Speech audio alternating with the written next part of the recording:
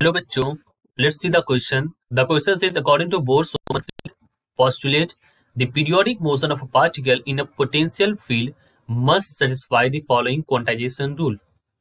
यानी कि close integral p dq is equals to 2 pi h cut n, where q and p are generally coordinate and momentum of a particle n are integers. Making use of this rule, find the permitted values of energy for a particle of mass m moving in a unidimensional potential field, that is u is equals to a alpha is square by 2, where alpha is a positive constant.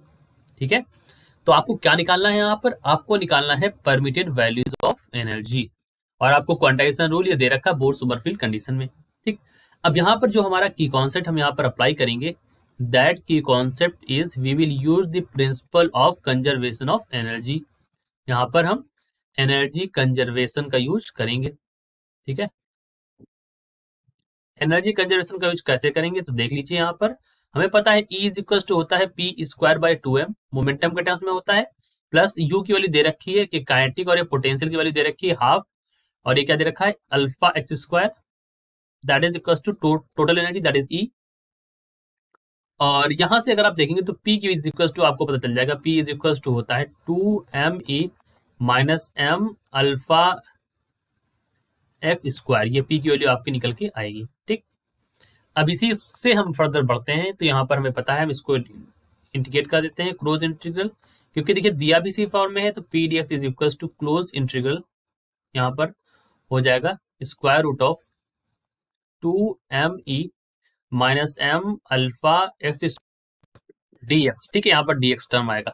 अच्छा, यहाँ पर इसको आगे further solve करते हैं, तो अब देखिए क्लोज इंटीग्रल में जो हमने इसको फर्दर सॉल्व किया तो यहाँ पर वैल्यू क्या आ गई, let me right it over here.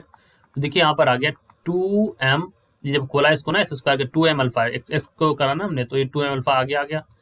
ठीक है, 2m अल्फा. अब ये स्क्वायर रूट में था तो स्क्वायर रूट में रहेगा ये वाला टर्म.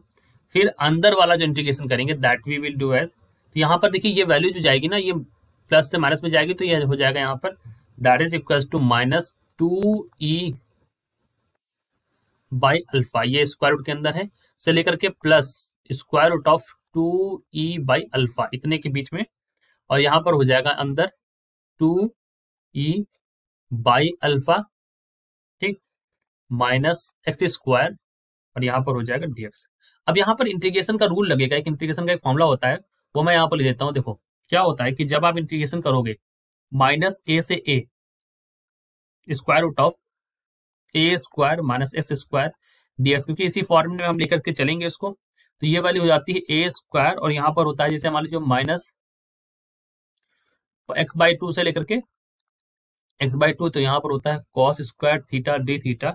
इसको सॉल्व करेंगे फर्दर तो होता है ए स्क्वायर बाई 2, कॉस स्क्वायर को हम बदल देते हैं यहाँ पर 1 प्लस वाले के फॉर्म में, तभी हमने 2 जो है वो बाहर दे दिया है, तो ये 1 प्लस कॉस 2 थीटा आ जाता है, और बाई 2 जो है वो बाहर चला जाता है, और यहाँ पर डी थीटा हो जाता है, दैट इज इक्वल्स टू यहाँ पर हो जाएगा ए स्क्वायर पाई बाई 2.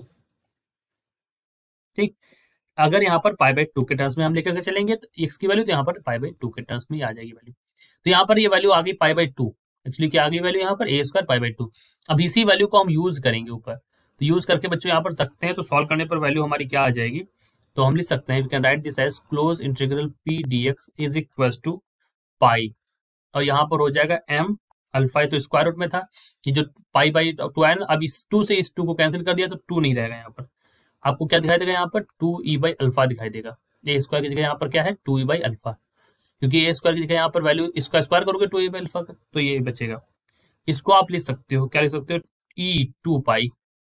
ठीक है, और स्क्वायर रूट में बचेगा, ये देखो नीचे अल्फा, ये m अल्फा, तो इसको जब एक तरफ ले आओगे तो हो जाएगा m बाई अल्फा बचेगा. और ये वैल्यू किसके बराबर है, ये वैल्यू बराबर है p की वैल्यू है ना, तो p की वैल्यू किसके बराबर है क्वेश्चन में 2 पाई h कट n के बराबर है. तो अब आप यहाँ से वैल्यू लिख दीजिए, 2 पाई से 2 पाई हटा देंगे. ठीक है, 2 पाई से 2 पाई हटा देंगे तो e की वैल्यू यहाँ से क्या बचेगी, तो e के लिए लिख दीजिए, यहाँ से e की वैल्यू बचेगी आपको n h कट यहाँ पर बचेगा. ठीक है, और स्क्वायर रूट में क्या बचेगा, ये अल्फा बाई m हो जाएगा इस फॉर्म में. तो यही हमारी परमिसिबल जो है ये परमिटेड एनर्जी वैल्यूज हैं. So this is the permitted values of energy for a particle m. So this is our answer. I hope you understood it well. Best of luck.